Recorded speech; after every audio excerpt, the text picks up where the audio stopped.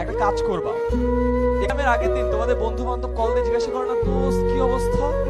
বলো না, বলে না যে দোস্ত একদম পড়া হয় নাই, কালকে তো ফেল করবো দোস্ত, আর বলিস না, ঠিক না? আবার এক্সামের পর ওরাই ভালো করে না, মারতে ইচ্ছা করে না ওদেরকে। আজকে থেকে একটা কাজ করবা, বুঝছো? এটা সায়েন্টিফিক্যালি প্রুভেন। তুমি যখন হাসো তোমার শরীর থেকে একটা হরমোন নিঃসৃত হয়, এই হরমোনটার নাম হলো ডোপামিন। নাম কি? ডোপামিন। তো ডোপামিন যখন রিলিজ করে তোমার অনেক ভালো লাগে, ইউ ফিল হ্যাপি, খুশি হও, হাসো না, ভালো লাগে না? এটা সায়েন্টিফিক্যালি প্রুভেন।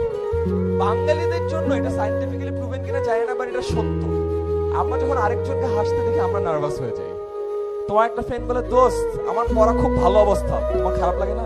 ভালো অবস্থা, আমার তো কিছু হবে না। নেক্সট টাইম তোমাকে যখন কেউ ফোন করে জিজ্ঞাসা করে, বলবে যে দোস্ত কি অবস্থা, উত্তর দিবা দোস্ত খুব ভালো অবস্থা। ওই সাইড থেকে অলরেডি নাই, নার্ভাস হয়ে গেছে। কেন দোস্ত তোর পড়া হয় নাই? তখন জিজ্ঞাসা করে, দোস্ত তোর সব পড়া শেষ? হ্যাঁ দোস্ত শেষ তো। এন্ড দেখবা নাই।